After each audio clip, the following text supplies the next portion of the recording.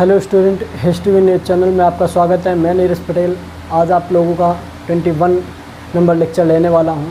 Lecture number 20 में मैंने आप लोगों को बताया था कि मोक्ष प्राप्त करने के लिए जैन धर्म के लोग उपासोध धारण करते हैं। और आपको बताएं, इन्होंने आत्मा को अजन्मा, अजर, अमर ये सारी बातें कही हैं। यह धर्म, जैन धर्म जो था, ये आपका आत्मा पर बहुत ही ज़्यादा विश्वास करता था। इसीलिए इन्होंने आत्मा को अजर, अमर और अजन्मा कहा है। अगर बात की जाए कि शरीर के नष्ट हो जाने पर, जैसे हिंदू धर्म में माना जाता है कि 5 तत्वों में शरीर अलग अलग 5 तत्वों में मिल जाता है, वैसे ही जैन धर्म में 6 तत्वों में विलीन हो जाता है, ऐसा मानते हैं। और छठा तत्व की बात की जाए तो छठा तत्व पुद्गल को बोलते हैं।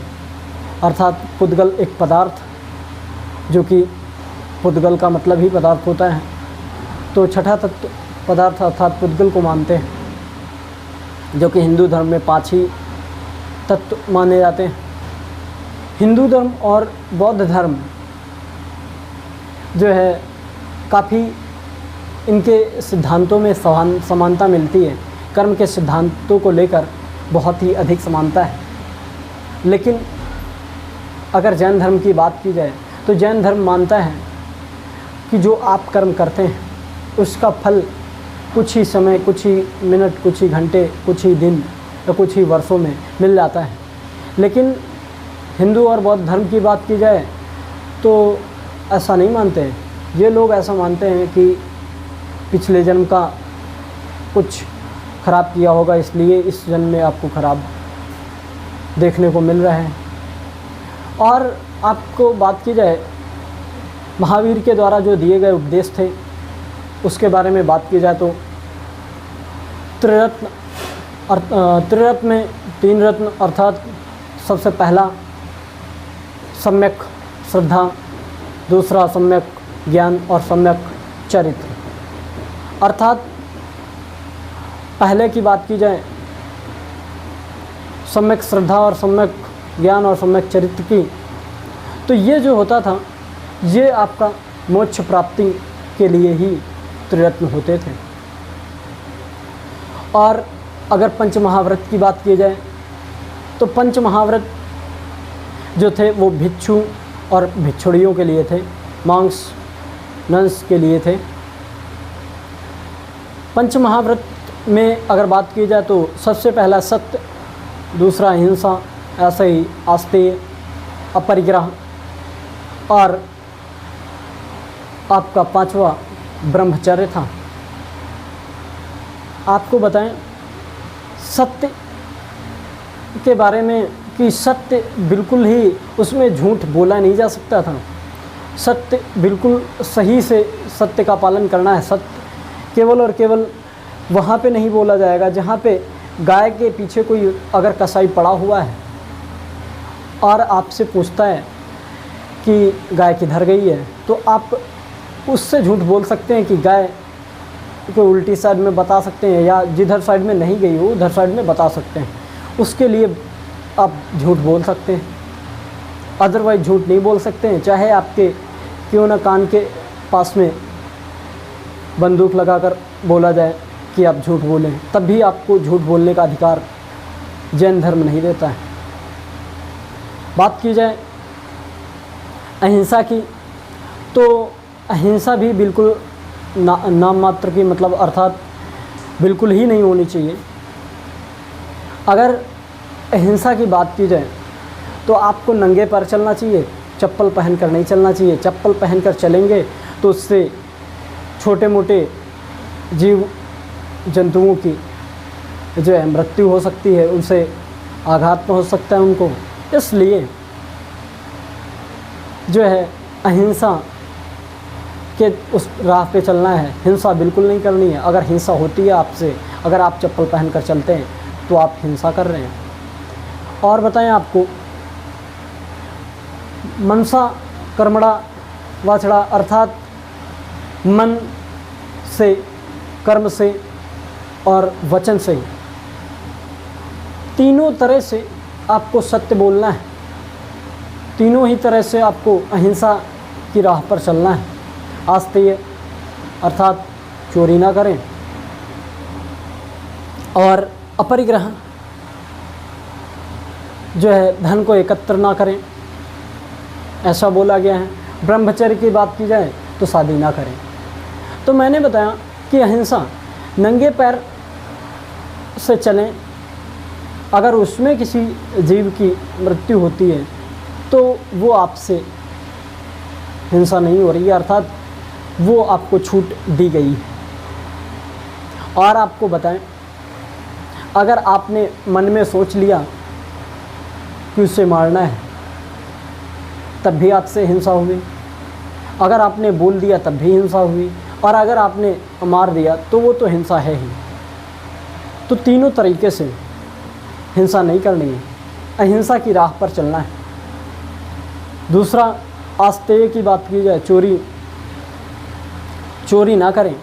अगर रास्ते में पड़ा सामान भी आप उठाते हैं तो वो भी चोरी मान लिया जाता है, अर्थात चोरी बिल्कुल ही नहीं करनी है। अर्थात आप रास्ते में पड़ा हुआ सामान भी नहीं उठा सकते। और बताएं, अगर कहीं किसी के घर में गए हैं तो वहाँ पर आप बिना घर के ऑनर के बगैर आप घर के अंदर नहीं जा सकते। और अगर उस घर में महिला है, औरत है, तो कतई उस घर में प्रवेश ना करें, सख्त मना हुआ है। और बताएं, आपको अपरिग्रह की बात की जाए तो अपरिग्रह, अगर अपरिग्रह की बात यह है कि धन को एकत्र ना करें, केवल धन की ही बात नहीं है। अगर आपने जो खाना मांगा है तो एक ही दिन का खाना मांगना है, ये नहीं कि अगले दिन का खाना भी आपने मांग लिया और एकत्र करके रख लिया, वो भी आपका अपरिग्रह है, अर्थात वो भी गलत है। बात की जाए, जैसा इसमें बोला भी गया है कि भिक्षु और भिक्षुड़ियों के लिए है, तो वो लोग मांग कर ही खाते हैं। इसलिए ऐसा इसमें साफ साफ बोला गया है कि आप एक ही दिन का भोजन मांगे, अगले दिन का भोजन सोचे भी ना कि मन में कि अगले दिन का हम भोजन मांग कर रख लें, वो भी आपसे गलत हो रहा है। उसके बाद में ब्रह्मचर्य की बात की जाए तो ब्रह्मचर्य में शादी नहीं करनी, शादी के बारे में सोचना भी नहीं है, शादी के बारे में बोलना भी नहीं है। अगर आपने ऐसा किया अर्थात ब्रह्मचर्य का पालन आपने तोड़ दिया है। अगर आपके मन में विचार आता है शादी के बारे में तो आप अपने जो है महान जो भी आपके गुरु होंगे उनसे आप इस चीज़ के बारे में बताएं। साधु संत जो भी आपके जैन धर्म में होंगे उनसे आप बात करें, बताएं कि ऐसा ऐसा हुआ है। वो आपको अनुमति देंगे कि आप जा सकते हैं, शादी कर सकते हैं। और जब आपके लड़के बच्चे संभलने वाले हो जाएं, परिवार को संभालने लायक हो जाएं, तो देन आप क्या करें, घर का त्याग करके तपस्या में लीन हो जाएं। और अगर वो इजाज़त नहीं देते हैं तो आप नहीं कर सकते हैं। सबसे पहले लिखते हैं कि आत्मा के इन्होंने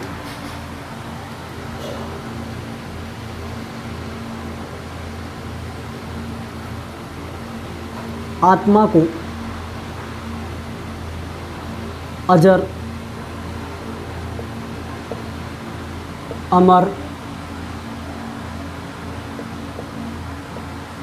और अजन्मा कहा है।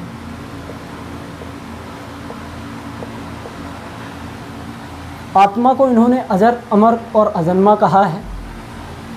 जैन धर्म के लोग आत्मा पर विश्वास करते हैं। और अगर बात की जाए कि जैन धर्म जो है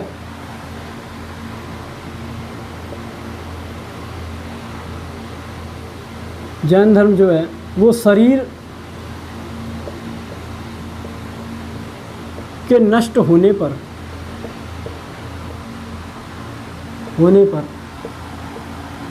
छह तत्व में विलीन होता है ऐसा मानते हैं।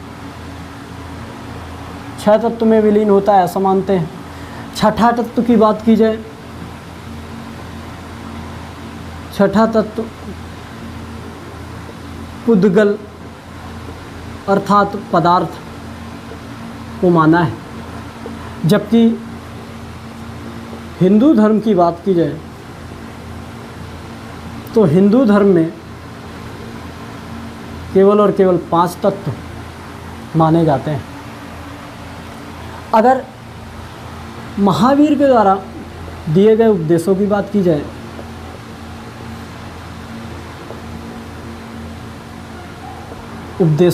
की जाए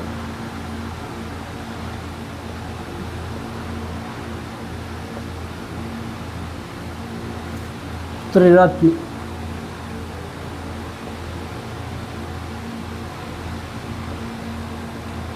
पंच महाव्रत,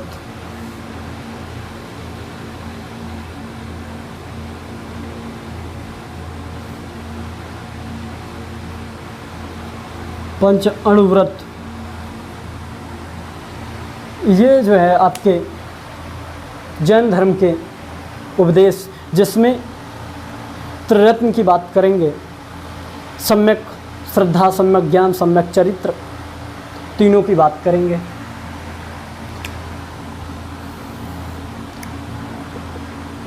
त्रिरत्न जिसमें आपका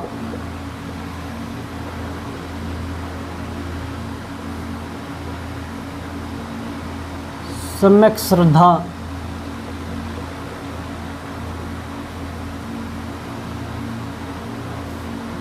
सम्यक ज्ञान और तीसरे की बात की जाए तो सम्यक चरित्र, और इन तीनों से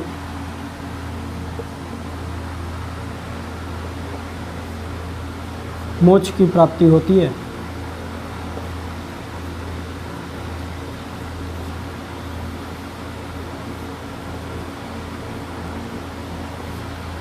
मोक्ष प्राप्ति के लिए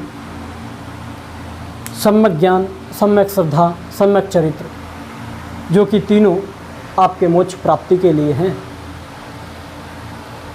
उसके बाद में आपका पंच महाव्रत आता है, लेकिन सबसे पहले आप इसे नोट डाउन करें, देन पंच महाव्रत के बारे में बात करेंगे।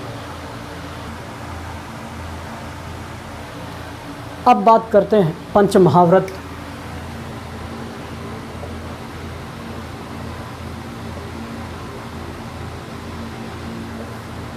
पंच महाव्रत की बात की जाए तो सबसे पहला सत्य। सत्य में बोला गया है कि गाय के लिए झूठ बोला जा सकता है। छूट है गाय के लिए।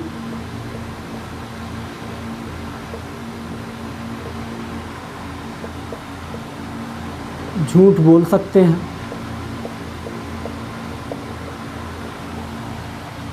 क्योंकि आपने इसमें एक प्राणी की जान बचाई है। अहिंसा की बात की जाए तो सबसे पहला तो बोला गया नंगे पैर चलें।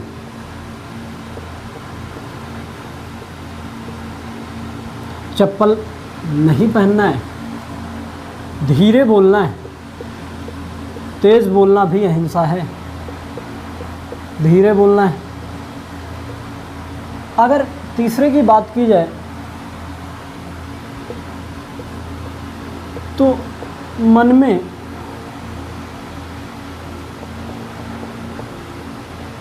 हिंसा के बारे में नहीं सोचना है।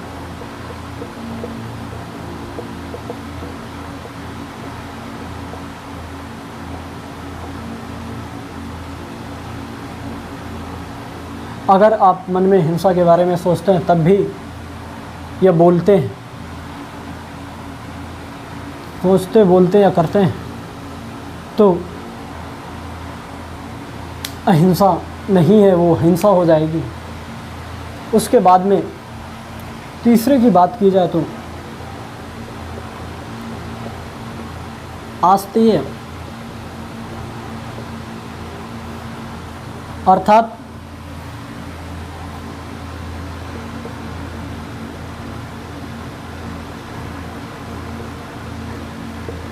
चोरी ना करें, चोरी ना करें। और आपको बताएं कि अगर रास्ते में कोई सामान पड़ा हुआ है, अगर रास्ते में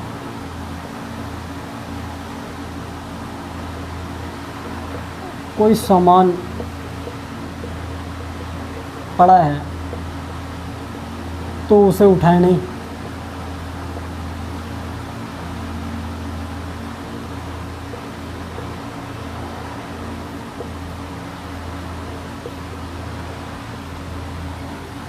चौथे की बात की जाए तो अपरिग्रह।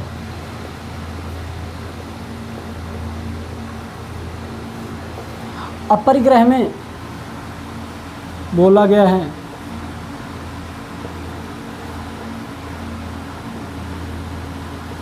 धन को एकत्र ना करें, अर्थात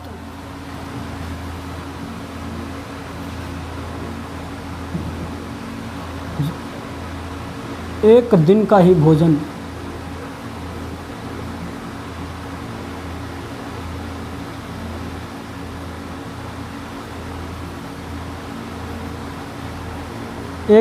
ही भोजन मांगे। पांचवे की बात की जाए तो ब्रह्मचर्य है।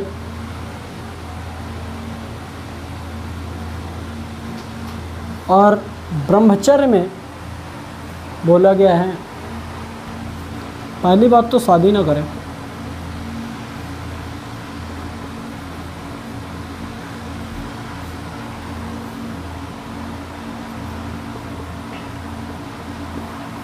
शादी के बारे में सोचें ना।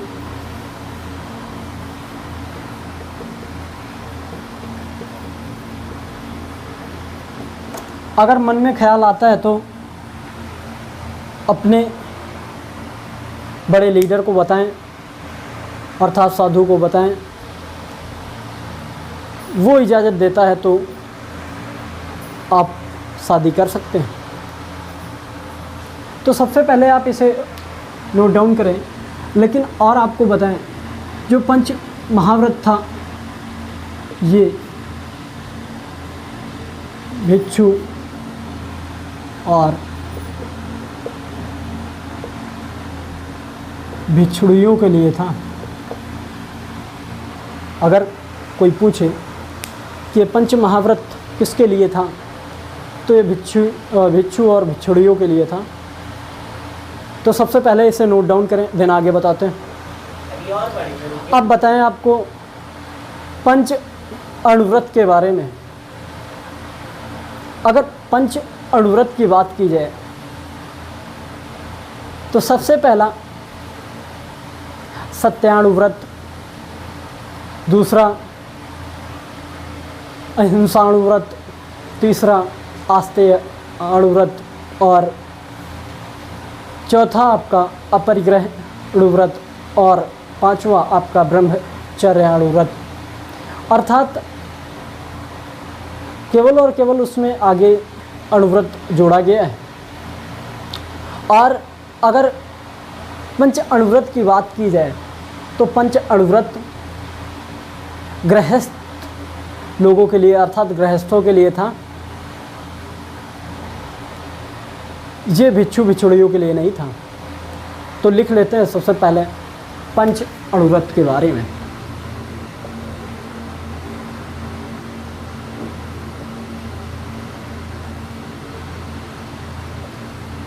या पंचाणुव्रत लिख सकते हैं। ये आपका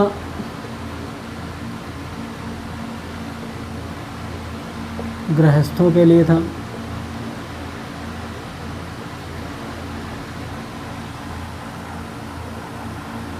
अर्थात हाउस होल्ड पर्सन्स के लिए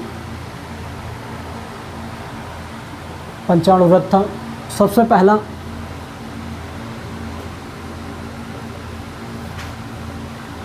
सत्याणु व्रत, दूसरा अहिंसाणु व्रत, तीसरा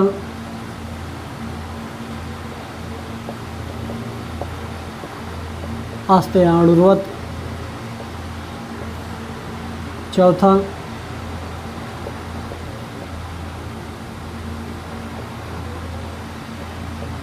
अपरिग्रहाणु व्रत, पांचवें की बात की जाए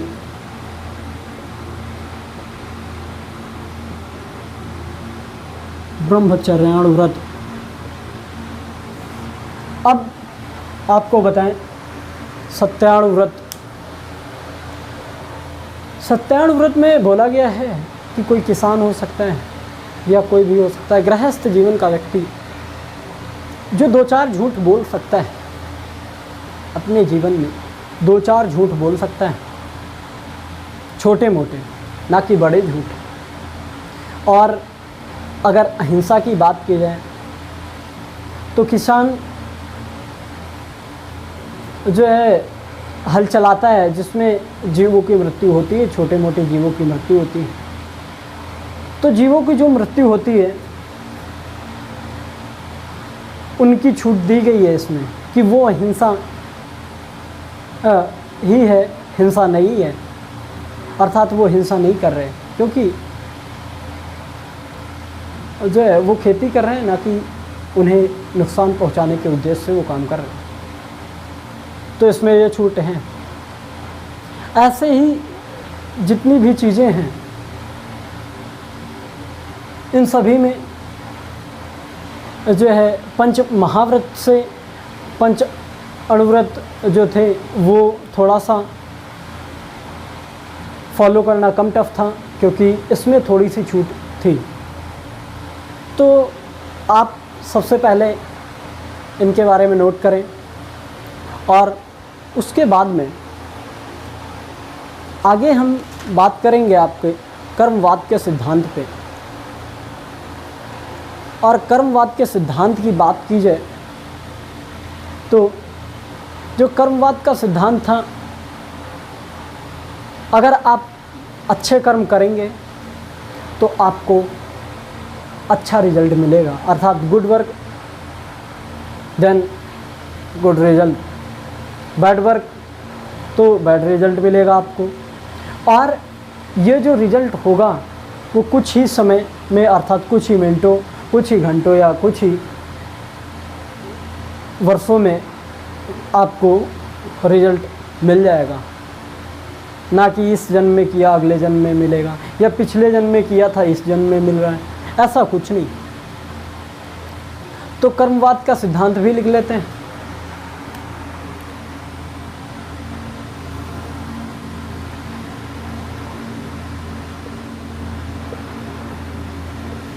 कर्मवाद का सिद्धांत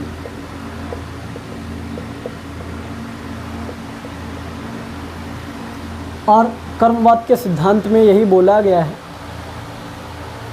थ्योरी ऑफ एक्शन भी बोल सकते हैं, लिख लेते हैं।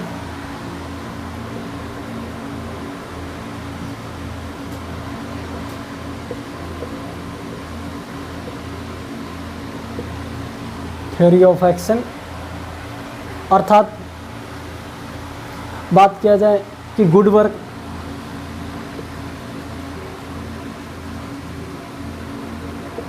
देन गुड रिजल्ट मिलेगा, गुड रिजल्ट।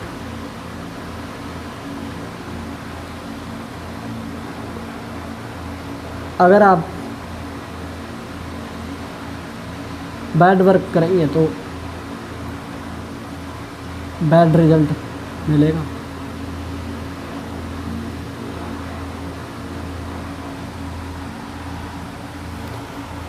कर्मवाद के सिद्धांत में यही था। और कुछ ही समय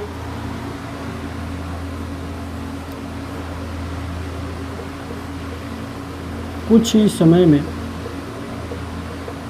अर्थात मिनट और ईयर्स, कुछ ही समय में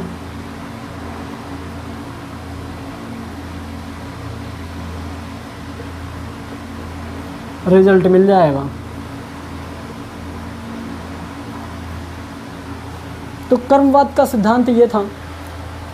अब सबसे पहले आप पंचांग व्रत और कर्मवाद का सिद्धांत लिखें, उसके बाद में आगे बात करते हैं। अब हम बात करेंगे आत्मवादी सिद्धांत पे। मैंने आपको आत्मा के बारे में बताया कि ये लोग आत्मा पे विश्वास करते थे कि कण कण में आत्मा बसी हुई है, हर जगह आत्मा बसी हुई है। तो आत्मवादी सिद्धांत के बारे में बात करेंगे।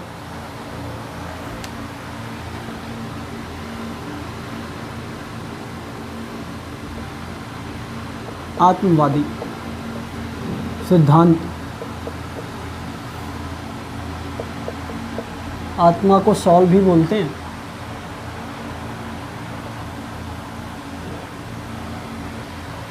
तो सबसे पहले देखते हैं कि आत्मा को इन्होंने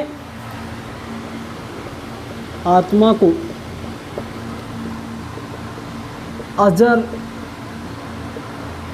अमर और अजन्मा कहा है।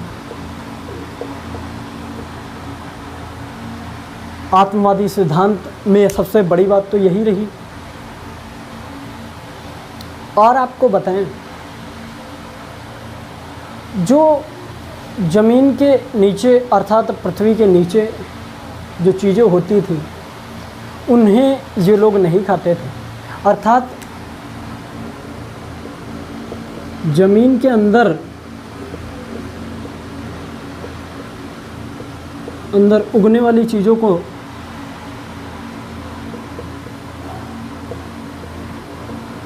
नहीं खाते हैं। जैसे जैसे मानते हैं वैसा। अगर सही से देखा जाए तो ज़मीन के अंदर की चीज़ें ये लोग नहीं खाते हैं। अर्थात जैसे आलू हो गया, शकरकंद हो गया, मूंगफली हो गया, जो ज़मीन के अंदर उत्पन्न होते हैं उन्हें ये लोग नहीं खाते हैं। हाँ, ज़मीन के जो ऊपर होती हैं अर्थात जैसे आम हो गया, केला हो गया, अनाज हो गया, जो ऊपर उगता है उसे खाते हैं। और आपको बताएं, जैन धर्म के लोग 24 घंटे में केवल और केवल एक बार भोजन करते हैं।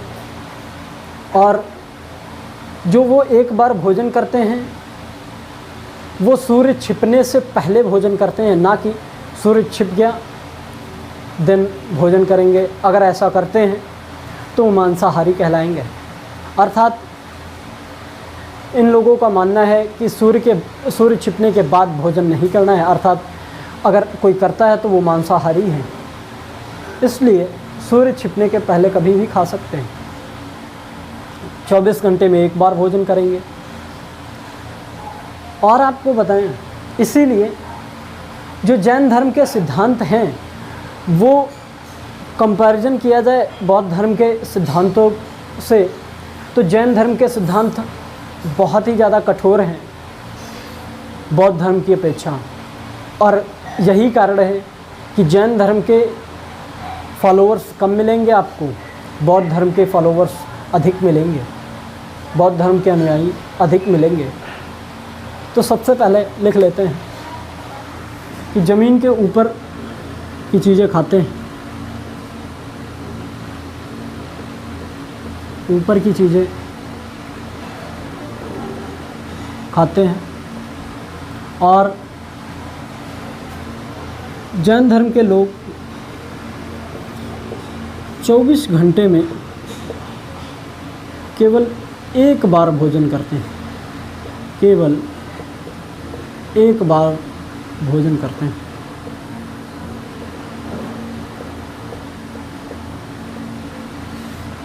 और वो भी सूर्य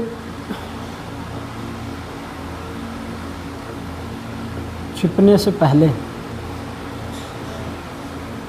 सूर्य छिपने से पहले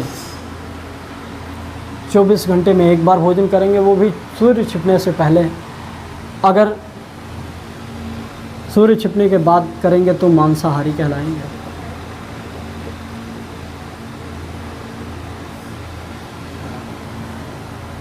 और आपको बताएं,